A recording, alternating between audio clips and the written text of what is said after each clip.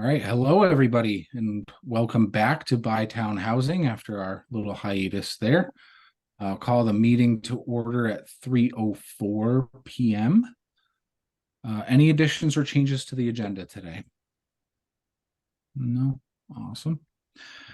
All right. So Gretchen and I thought it would be a good idea, just because I know we meet a lot and it's sometimes it's hard to remember, the things that we have done so far. That have kind of helped to move our group along and,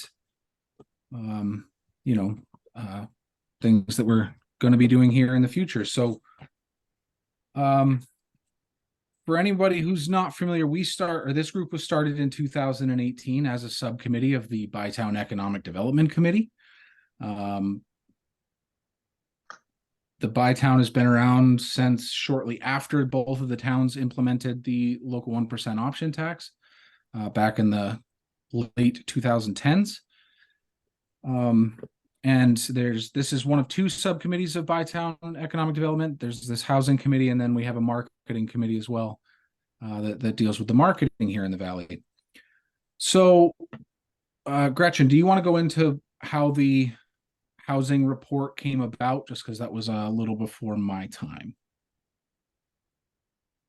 Sure. So we shortly after we had gathered in the very beginning, we decided and we were working with Wyndham Regional Commission. Sue Westa, well, it was actually Susan McMahon had her position before, and she was like, what you need to do in order to really figure out what you need for housing assessments, for a housing assessment in the Deerfield Valley, you need to get some money and a consultant to do that work. So we applied for the municipal planning grant, and unfortunately we were not funded, which we were all really surprised about because it was a project with two towns. So instead we just immediately went back to both of the boards and we said, can we get funding through the 1%? And they both said yes. And so that's how the housing analysis. And then from there, we did a request for a proposal, and we hired Camoin Associates, and they did the housing analysis for us.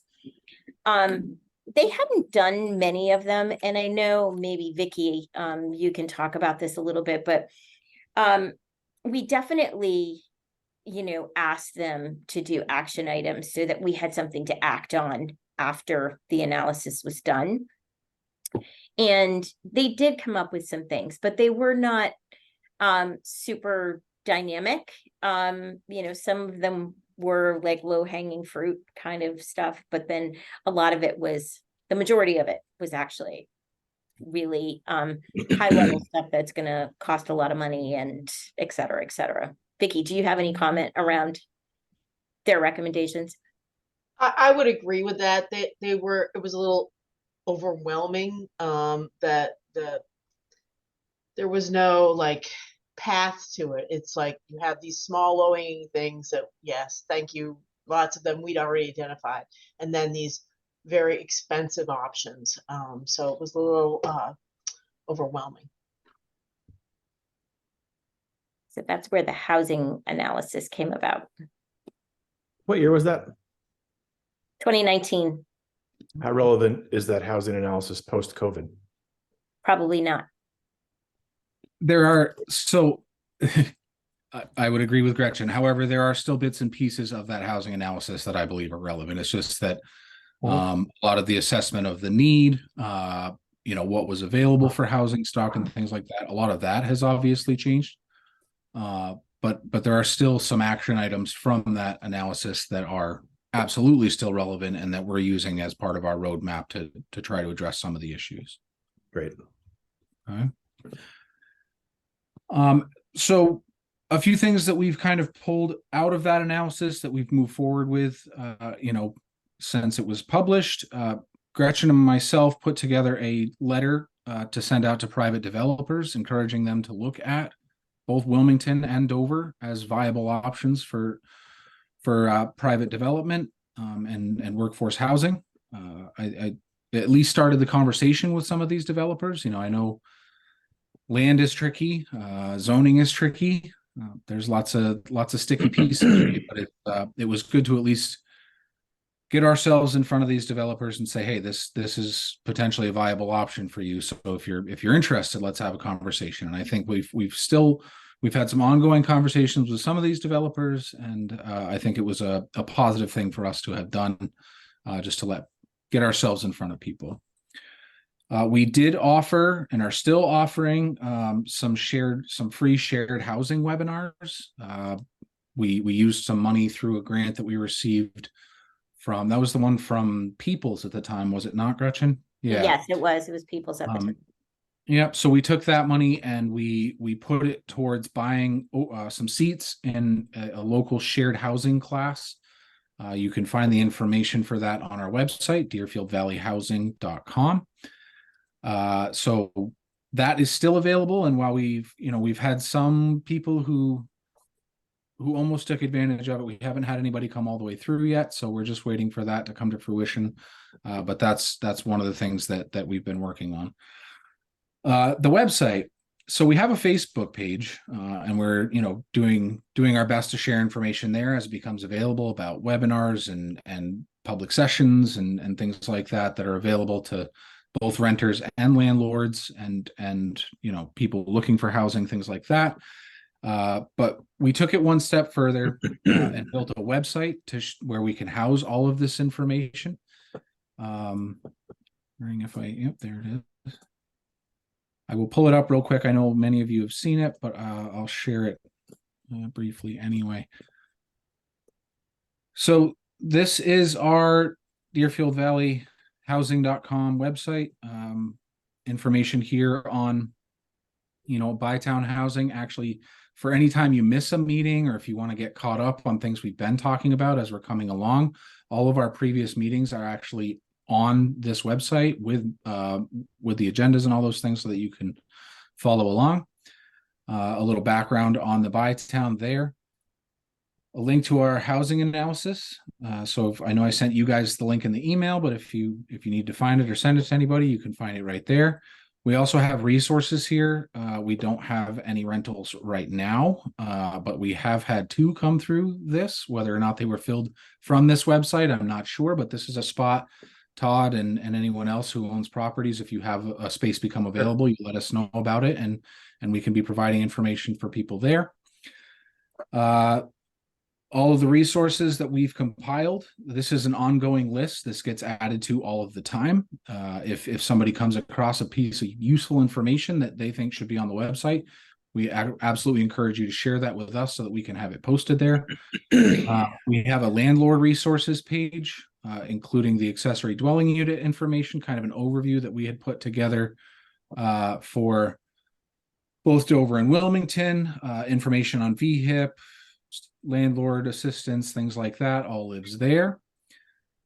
We also have a resource page for renters or homeowners, and then a page for webinars and education. And while we are here, I will point out, I guess it didn't get refreshed, that in Brattleboro on October 24th from 2 to 3:30, there is a housing development funding and forum and listening session being hosted by VHFA down in Brattleboro there. They've encouraged people, obviously, from outside of Brattleboro to attend.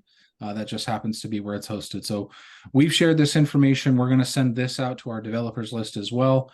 And I will probably send out to my list here shortly as well.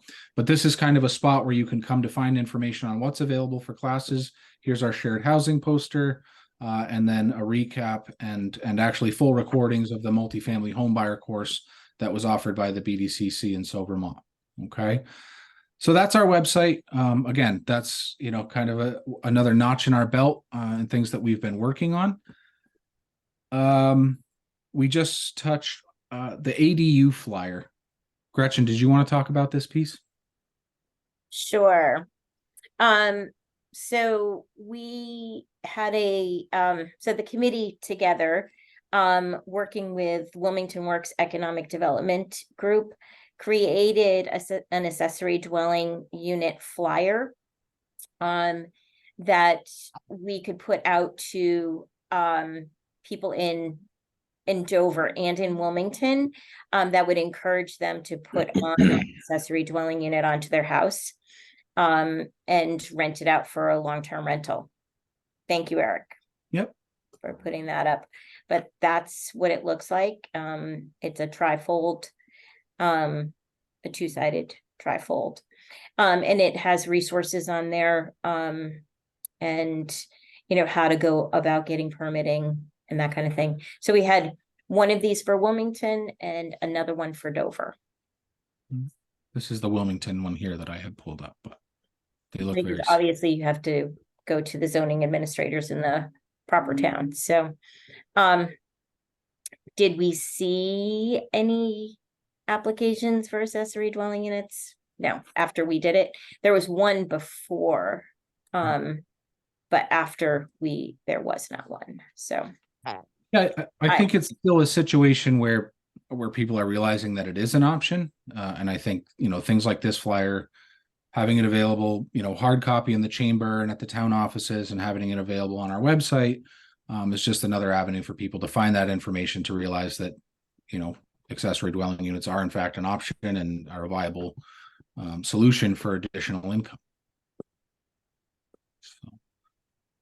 So, we also ran an employer housing survey. We sent out, it was a Google survey to just kind of hear back from our employers on what they're seeing in terms of being able to house their workers, or how hard, how many employees they require, how many of those employees are housed locally or live outside the valley and things like that. So we did get a little bit of data there from a number of employers, but I think it helped to solidify the picture of what it is that we're dealing with, especially post-COVID, in terms of looking for that workforce housing and being able to have that workforce, with the housing stock we have here in the valley and what's available.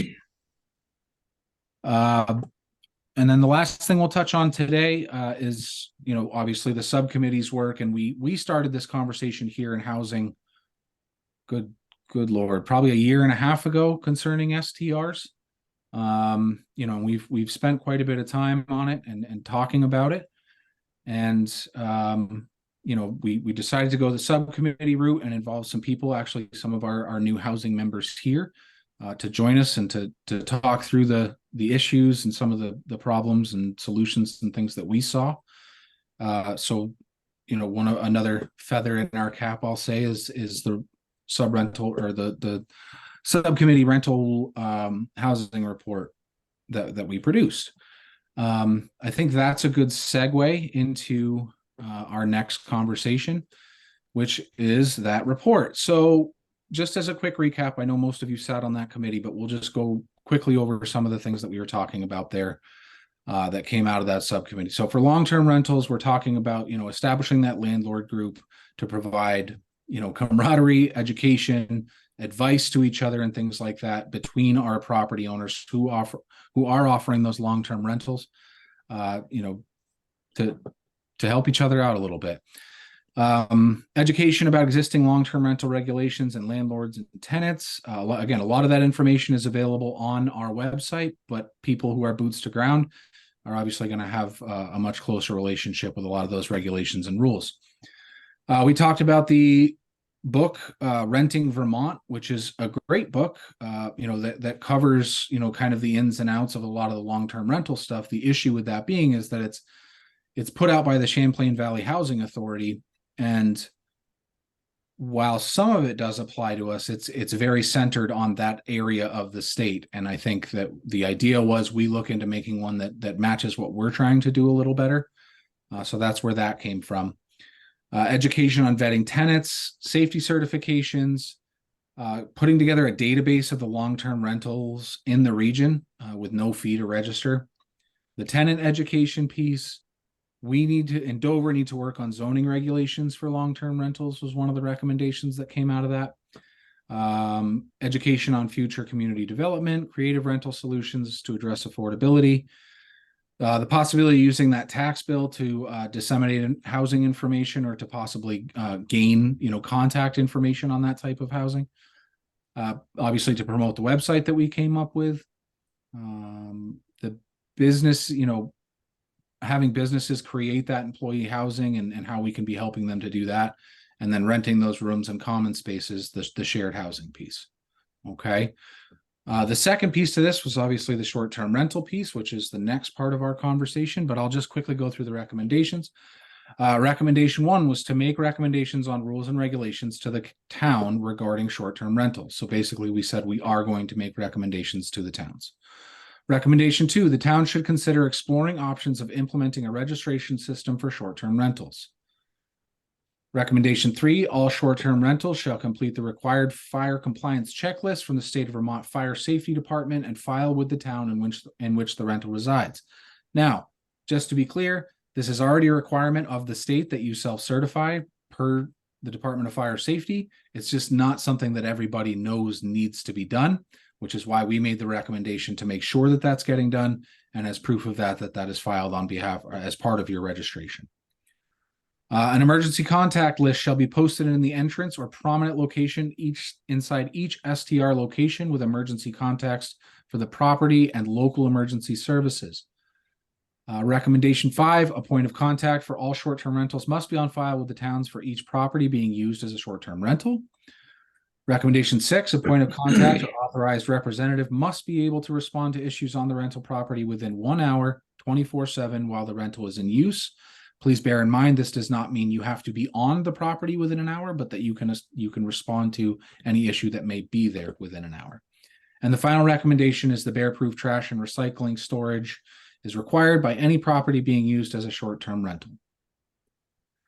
So those are the recommendations that we came up with. I know, there was agreements and disagreements, all very friendly and kind-hearted. Obviously, we had a great group of people, but I think we did ultimately come up with a list of recommendations that don't feel overreaching or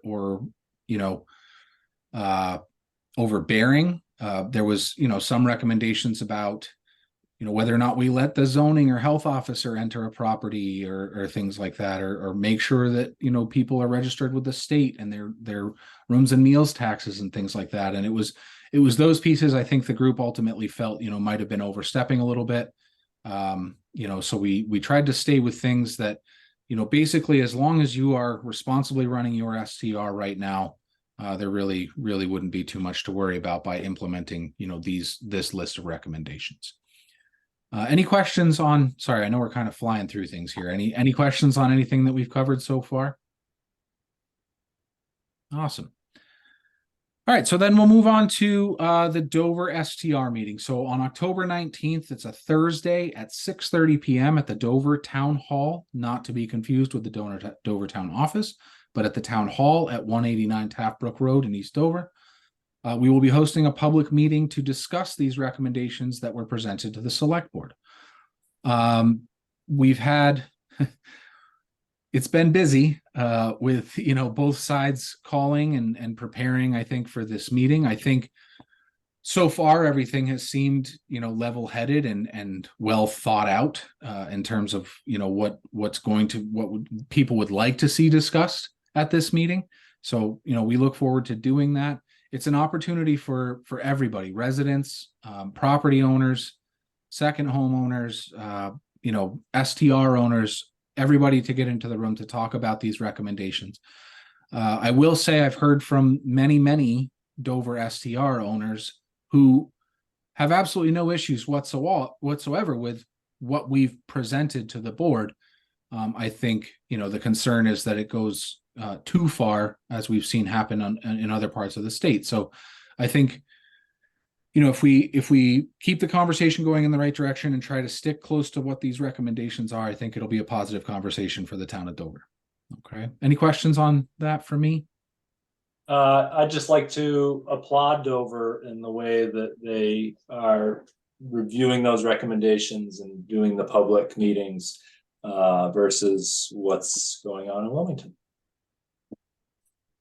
What's going on in Wilmington? That's an unfortunate segue into Gretchen's piece about Wilmington and their process at the moment.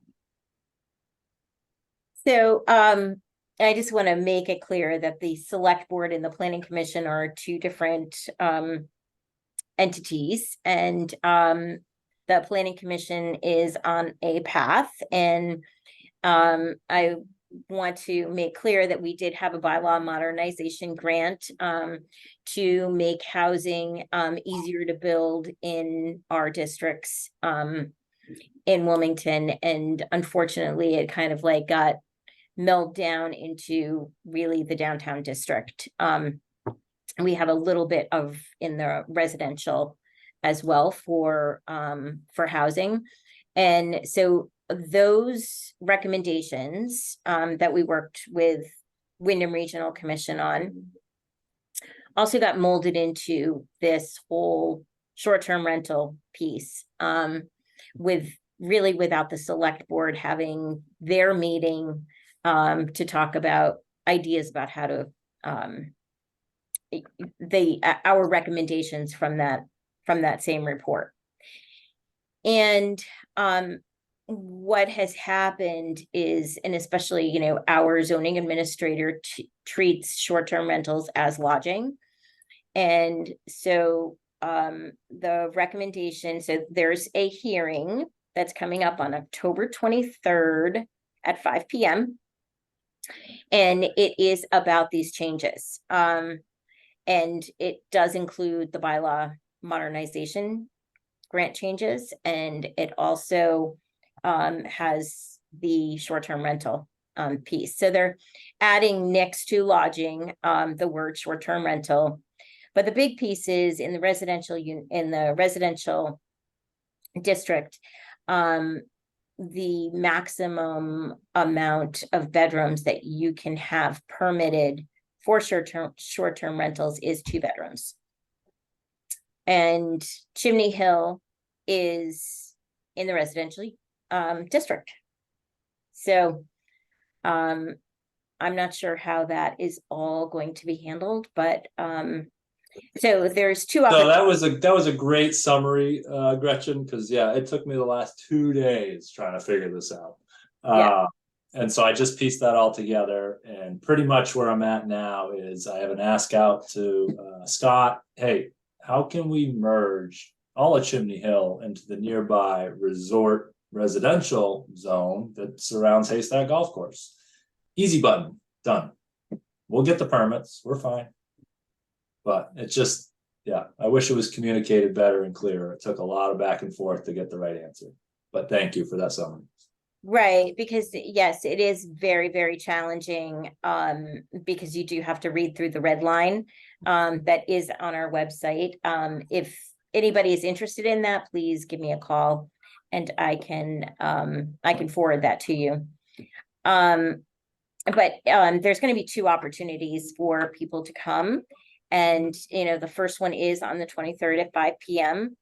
And the second one will be when, so the planning commission after that hearing can go back and they can make changes to it. I'm not sure that is going to happen. And then the second opportunity is when when the select board does their hearing, that's the other opportunity to go and speak about that. And I think that the select board is well aware at this time of the problem. So the 2 bedroom, just so everybody kind of knows that the zoning administrator can do that permit. It doesn't have to go to the development review board. But it's only 2 bedrooms, so. And it makes no path forward for anything that's above 2 bedroom. So like the DRB cannot even like condition it in a way. It's a dead, no, you cannot have that. And then I'll just add to the other districts that you can go up to a 3 bedroom permitted, but if you want to go 4 bedroom plus, then it has to go to the DRB for a conditional use. So again, love that there's options. It's just, yeah, unfortunately, Chimney Hill with 100 plus STRs falls in a residential district. Yeah, I wanted to do a count, James, of how many 3+ bedrooms are in Chimney Hill, but I was like, that's a time suck. It is. But I bet you it's the majority. Yes, I mean, I only know of 1 2-bedroom home in Chimney. And it's so small, you wouldn't want to rent. I was gonna say, are there any 2-bedroom homes anywhere? I live in one. But in Marlboro. So has anyone talked to LeBron or any members of the planning commission about what they intend to do? It's my understanding from someone on the planning commission that they're just kind of kicking the can down the road to get this short thing passed. And then they're going to continue the discussion on the 3+ bedrooms in the residential and resort residential districts. Does anyone else know about that? That's a strange way about going about it, because Oh yeah, it's totally silly, but nevertheless, that's they had to get the Bytown Housing Committee the new zoning enhancements to encourage development to get that rammed through, I guess, with a deadline, and they could easily do the 2-bedroom thing. And they were going, my understanding is that they're going to be taking up the 3-bedroom thing and having a more lengthy have at it to come up with what to do with those 2 districts. That's what someone told me on the planning commission. Whatever that's worth. Has anyone also been on the STR Preservation Society? No, On I was Facebook? going to mention it. So obviously our Lord. conversations here have caught the eye of a number of organizations or groups who are concerned about the preservation of long or short-term rentals. The first one being the Vermont Short-Term Rental Alliance. We end up in their newsletter quite often with information about our public meetings and how to get to them. And they host meetings about the things that we're talking about. So there's that. And then is the Deerfield Valley Short-Term Rental Preservation Society, or Wilmington Dover. Yeah, it's that one. Yeah, Wilmington There's a lot Dover. of misinformation there and a lot of hatred. It seems like almost like a political right versus left thing there. It's pretty insane. I encourage anyone to look up and spread any happy information that's actually accurate there.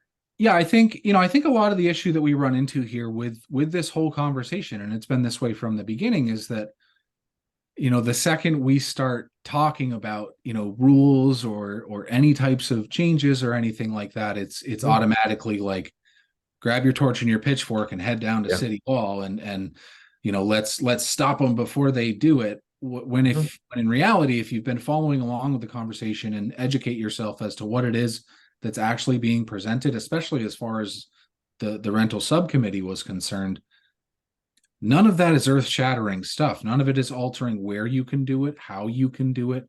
I obviously the zoning thing and the planning commission in Wilmington went, they were off on their own path anyway, even as we were discussing the short-term rental stuff in the subcommittee. But I think as far as the recommendations we've put forward, none of it's going to have an effect other than the fact that it's going to make things safer.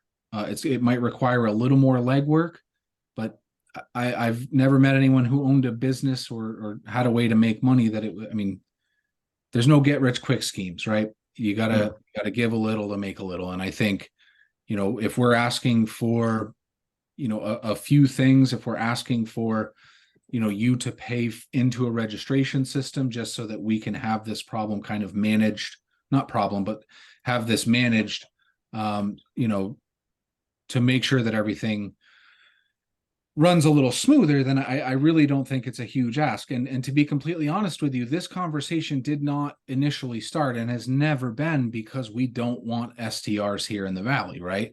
Without STRs, we are in a ton of trouble. I know this, right?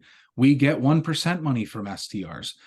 Without these STRs, we don't have enough lodging to house all the people who want to be here in the Valley. right? This Mhm. conversation was solely started to make sure that we don't get to a point where we lose our STRs. We've seen it across the state, we've seen it across the country, where local governments, municipalities, states even have gotten so fed up with the entire thing that they just throw their hands up and say, you know what, no more. And we didn't want it to get to that point. We've seen the growth here even over the last 6 years. I mean, I used the anecdote before, but I remember when I first started at the chamber, somebody in conversation said, hey, there's one of those short-term rental things down the road. That's kind of cool. Fast forward, 5-6 years later, and Dover's got, over 700 of them during peak season. So before this thing gets out of control, I think, that was the point of having the conversation. It is not anti-Airbnb. It's to make sure that people who are not renting their properties, whether they're second homeowners or residents, have that right to peaceful enjoyment, and allow the STRs to still continue to run, just with a few rules and regulations possibly attached. So that's where this conversation came from, and Mhm. I'll die on this hill that I don't have any problem with STRs, and I know that we need them. So I think this was a step to help preserve them. And I think people who have actually taken the time to read through the recommendations, to follow along with the conversations we've been having, fully understand this. It's the people who are just finding out about it and saying, what, they're doing what? And they think that it's a lot more malicious than anything that we've ever thought of doing. Just to add to that, though, is I think one thing our STR committee completely missed, didn't really dwell on, is how to find the balance. Like, we can't have a Wilmington. I can only speak for Wilmington. We can only have a Wilmington with only so many STRs, because right now they're so profitable. People are like, I can't afford my house without an STR. It's the second homeowners. I can't afford my retirement without the STRs. And these are second homeowners, not locals, that I'm speaking of. At what point do we want every housing unit in the valley to be an STR? Then there'll be no one to work at the restaurants and bars and run the lifts and run the valley. At what point we didn't discuss that for whatever reason, but that's actually the problem, is finding what shade of gray between STR and LTR we're interested in promoting. That's the problem, isn't it? And I think that's what at least I understand from a person or two on the planning commission, that may be what they're going to attempt to tackle going forward, is to find the balance. Maybe it's a cap on STRs. Maybe it's a number of other possibilities mentioned, but I don't want a valley only of STRs. That would be ridiculous. I know the market may or may not help that, find an equilibrium, but I don't want a valley full of STRs. And that's been a part. Covered. Yeah. Go ahead, Eric. And that's been a part of the conversation we've been having from the beginning, right? But I think the conclusion that we've found is that just because we don't allow it to be an STR doesn't automatically turn it into an LTR. You know what I mean? Like, there's dozens of different cases. Yeah, totally understand. No, but you understand what I'm saying, right? Like, it's that situation where we can say you can't do short-term rental because we want to promote long-term rentals, but that doesn't necessarily, I mean, people still want to use their properties. They just Airbnb it when they're not using it. So I think that's a lot of the situation we're seeing. In terms of them being able to afford the property, I mean, they all many of them purchased these homes at the height of COVID, when the housing market, we have a number of real estate agents here or brokers here with us today. That the prices of those homes were higher than they've ever been.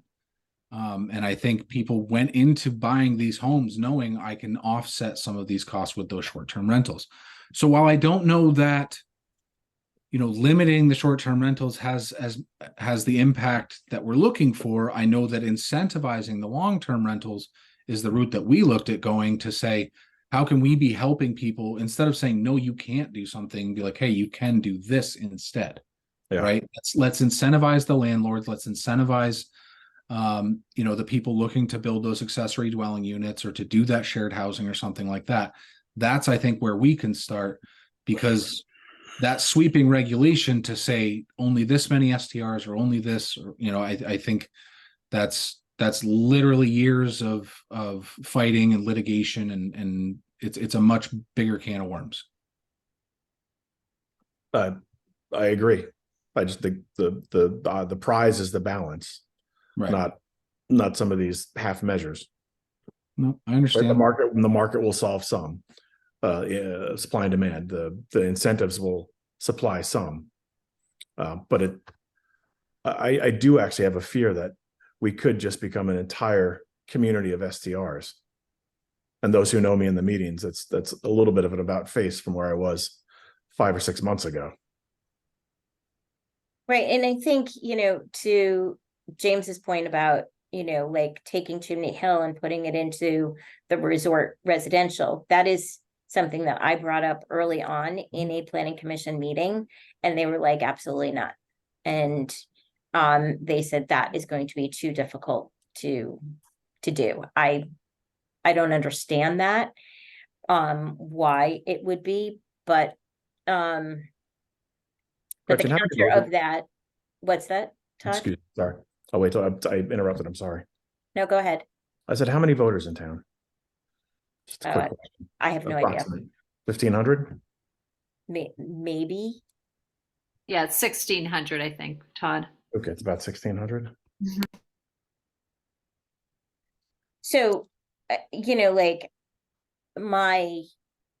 because I have talked to other people who live in the residential neighborhood, and they are like, yeah, but I don't want short-term rentals next to me. And this is allowing that. And I'm like, and that's why the solution of putting Chimney Hill into the resort residential is probably the best option, because there is going to be those people that show up at this hearing and go, yeah, I don't want it in my neighborhood. And, but also, I mean, this could be a really huge challenge for our grand list in the future. If this is passed, Chimney Hill properties will most likely be devalued, but and people don't understand that needs to be spelled out about how they are devalued and why. And so everybody knows there's 560 homes in Chimney Hill. And how many houses are there in Wilmington? I don't know that. About 2,500. So quite a bit. I don't know if they'd be devalued though, Gretchen, to be honest. It would also be a hit. It would also be a hit to the economy though, because you don't have these people coming That up certainly visiting would the businesses. Yeah. And And- yeah, we now have 70-ish full-time residents up here, Mhm. but they all started here as short-term renters.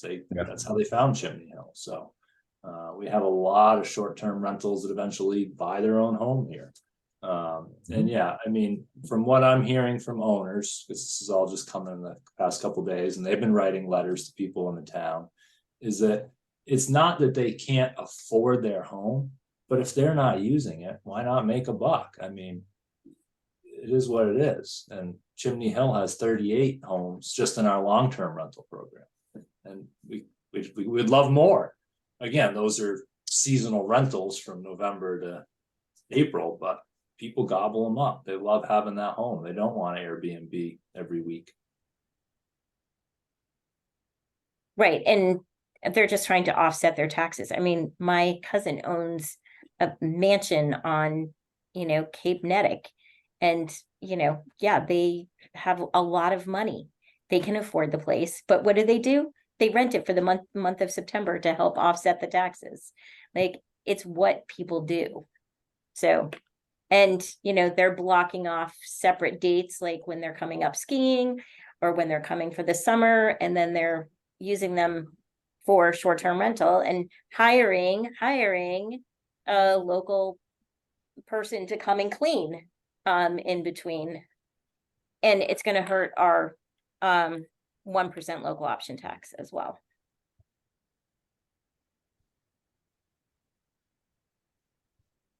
I still question what's Wilmington's going to be like with half the workforce we have now. Yeah, that's an Well, issue.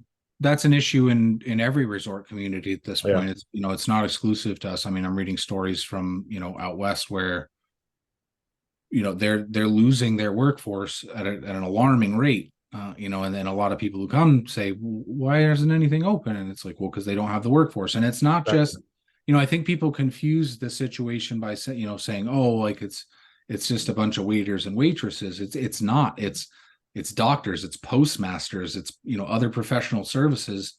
These people are, saying, hey, my house is worth more than it's ever going to be worth ever again. Like, I'm going to sell it now. And they leave those communities, or they're trying to rent there and can't. So it's a, the housing market is what the housing market is. But it's, like I said, that problem is definitely not exclusive to us. That's a countrywide. Well, that's where I experienced it, is out in Breckenridge.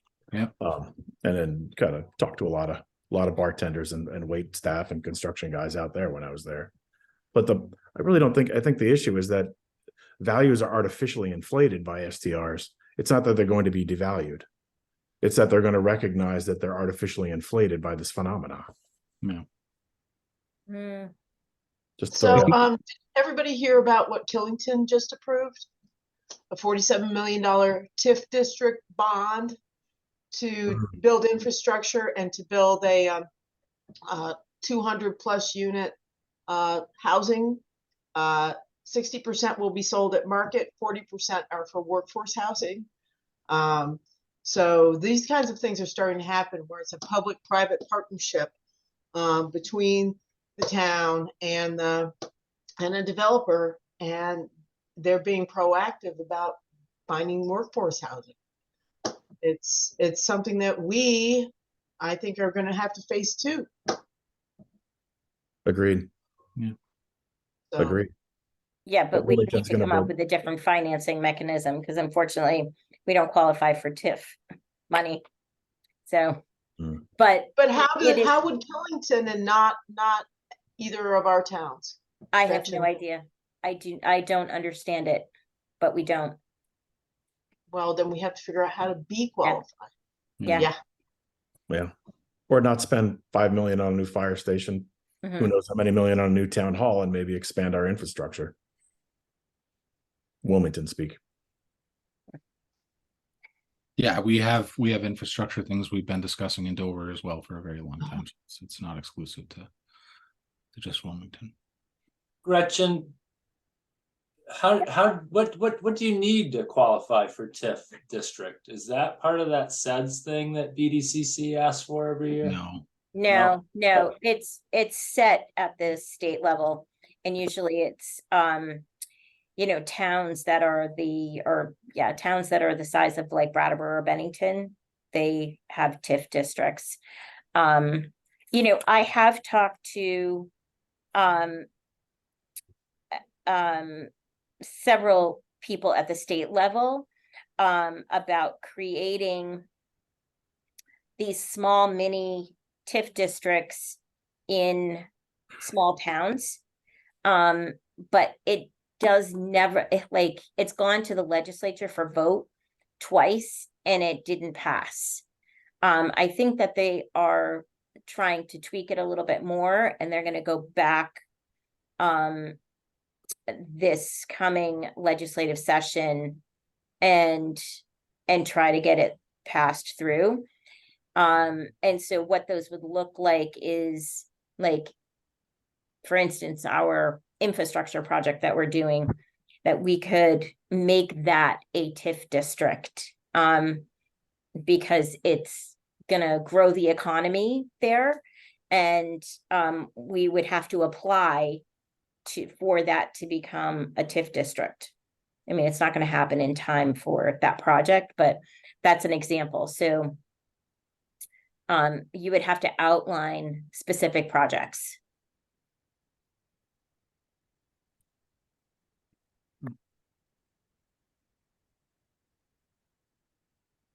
Okay.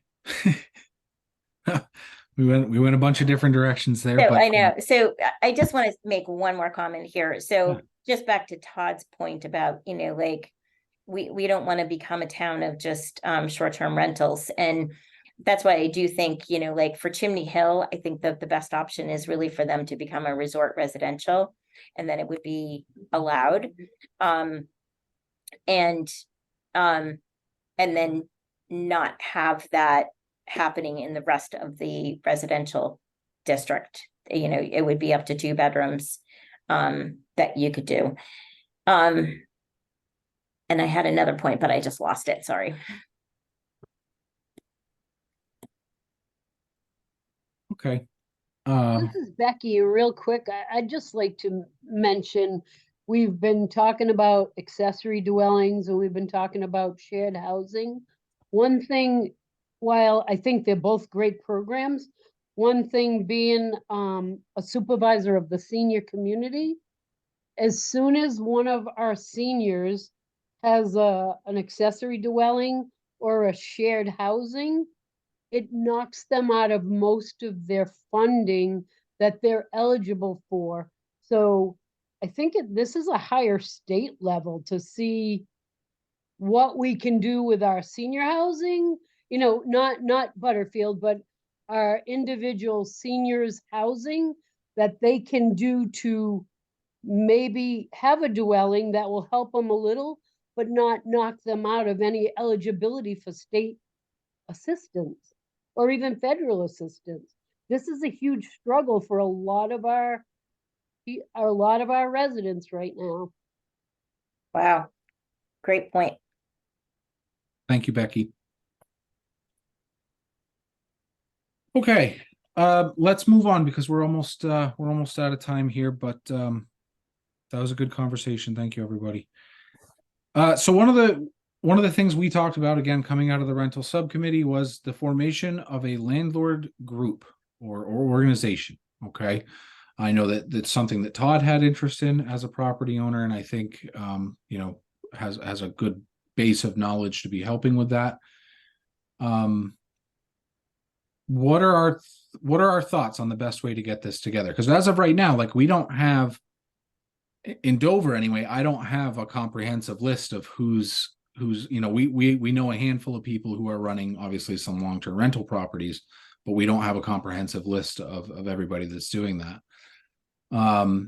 In terms of formation of the group, how are we what are we feeling is the best way to go about getting those people? But I'm wondering if Todd could kind of like talk about what his vision was when he made this suggestion. I'm sorry, Todd, that I'm putting you on the spot. No problem. But if you don't mind doing that a little bit, just like a little bit of an overview. The vision is to promote long-term rentals, I guess, at the end of the day. And we can do that through a number of different channels. First and foremost, I guess, is kind of getting rid of the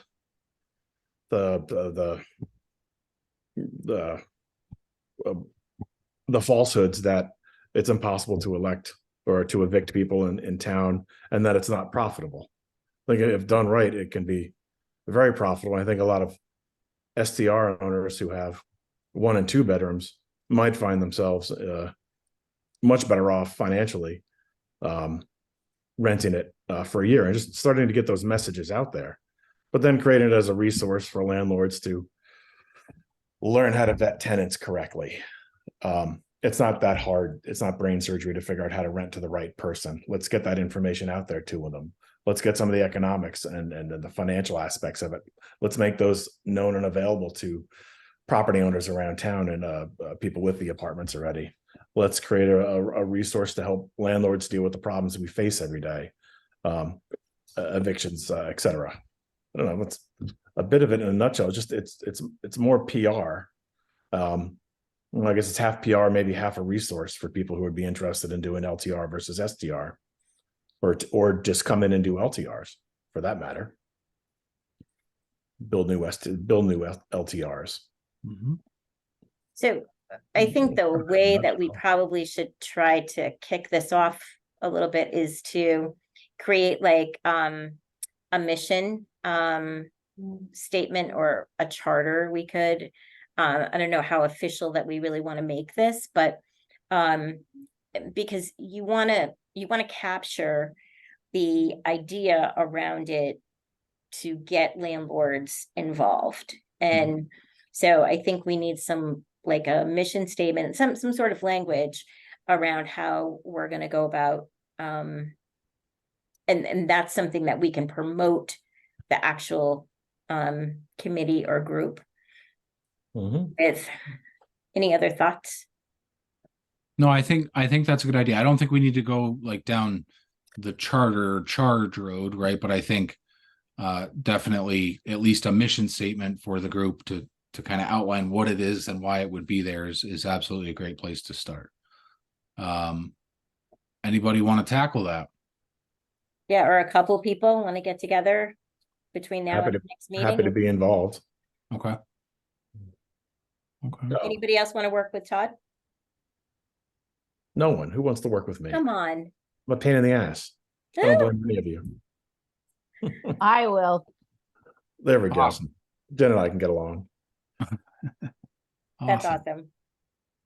Yeah, so if you guys want to touch base with each other and you know, I think you should have each other's emails from the rental subcommittee. So just touch base and however you guys want to tackle that going back and forth. And then if you had, you know, even something to throw in front of us, you know, next month or the month after would be really great. Yeah, and then for everybody else, start thinking about how to, you know, promote this. Yep. So, Awesome. Thank you, Jen, and thank you, Todd. Mhm. Okay, we're gonna move along. So just a quick recap, Gretchen and myself attended the VCRD Summit this year. It was hosted up at what was Vermont Technical College. It's now part of the Vermont University group of schools at Randolph or whatever they're calling themselves now. So it was a really great day. Gretchen and I were both there to talk about our collaborations, you know, both with Bytown Housing, but also, you know, or Bytown Economic Development, but also our work together on the housing committees and marketing committees as two towns with the Bytown. So that was a really positive experience. We had a lot of really great feedback out of that. And actually from that, we've had someone reach out from a housing coalition up in Jericho, Vermont, who's asked me to come to one of their meetings and talk about what it is that we do as a Bytown to work on housing together, because they're looking at some of their neighbors as potential partners in their housing fight. So great things coming out of that. I attended a great session there called Creative Housing Solutions, where they were talking about, you know, repurposing buildings that obviously weren't originally housing, whether it be, you know, old schools or factories or warehouses and things like that. Obviously not a ton of those here in the Valley, but there are definitely some, you know, buildings that could probably be repurposed in some way to provide housing. So that was a really interesting piece. But overall, it was a really great experience. And I think it's good for us to be continuously sharing the work that we do as the Bytown and these subcommittees, so, you know, to inspire people to do the things that we're trying to do. Any questions on that? Or Gretchen, did you have anything else you wanted to add? no, it was great, and our session was very well attended. So, and we had the majority of the questions. Yeah. All right. Last thing, and we pretty close to time. Gretchen, did you want to give us a brief update on the Southeastern Vermont Housing Coalition? Yeah, so I've been meeting it's via Zoom monthly with the Southeastern Vermont Housing Coalition. The last month they actually asked me to do like a presentation about the STR LTR committee that we had. So I was able to do that. But the meeting was so overbooked that I only had like 5 minutes to do it, which you really can't talk about it in 5 minutes for people to get the full. But I did have some questions afterwards about it. I had a lot of emails. Can you send it to me? So that's good that our work is getting out there of what we're doing. There's a lot of interesting work that's going on. You know, state level, there is this money for private developers that's coming down the pike. It's going to be interesting to see how that is really how accessible that actually really is. So I'm looking forward to that presentation that they're going to do in Brattleboro. The other I'm gonna just kind of cut this a little short here, but the one that is really intriguing to me about, you know, housing projects that are happening right now is the one at Winston Prouty. Pretty amazing stuff. Their plan is to build 350 units. And it would be all new construction and a neighborhood. If you are at all interested, you can just Google Winston Prouty housing and you can see that it's really very well done, very laid out really well. So, and Chloe Leary is in charge of that, and she's doing a fantastic job pulling that together. Awesome. But yeah, M&S Development is doing a flat street development of 15 new units. That's in that old Snell building. So, and then there was also a lot of talk about flooding, of course, the last meeting. So, Gretchen, thank you very much. Sorry, feel like everybody keeps cutting you short, so I appreciate the it's fine. the abbreviated recap there. Yeah. Thank you everybody for coming, and you know, that was a great conversation. We appreciate you guys taking the time out of your day to talk with us. Gretchen, you look here. Yeah, I have one other thing that I did want to bring up. Yeah. It looks like the VIII, the rental program that you can get up to $50,000 a unit. Looks like they put those applications on hold. Gotcha. So they said that to check back in November. Okay. So you know, just for everybody's knowledge that they have that program on hold right now. I will probably keep that on the website just because it helps to start the conversation, and we, you know, that's right. something. And it's interesting because they didn't take down like the criteria, the eligibility. They didn't take any of that down. It just says that they put them on hold. Gotcha. Okay. Awesome. Well, thank you all very much. Todd and Jennifer, if you have anything you need from me as you're going through that process of putting together a mission statement, please let me know. I'm happy to help. And other than that, I will see you all next month. Our November meeting will take place on Wednesday, November 8th, same time, same place. If anybody has anything they'd like to see on that agenda, or if you want to expand on anything we've been talking about, let me know beforehand, and I'll make sure that we carve out some time for it. Okay. Or invite a friend. Invite a friend next time. And yeah, feel free to. Public? What's that? Are these meetings public? Yep. You don't have to be, you know, like the Bytown committee itself, it's a public meeting, but to be on the committee, you need to be appointed by the select boards, I believe, right? Or no? For the Bytown Economic Development Committee, Yes. not for this. But not for this. This is an ad hoc. This is an ad hoc, it's a public meeting. Anybody can attend. Again, if people want to get caught up, send them to our website, have them watch through there. If they have any questions, they can absolutely reach out to me. We had a number of people reach out, you know, through our blast that Gretchen and I did over the past month. So I think there may even still be some more new faces joining us. So if you know of anybody, or if anybody even has questions about what it is that we're doing, send them my way. Okay. All righty. Awesome. Thank you all very much. We will see you next month. Cheers. Bye, everybody. Bye.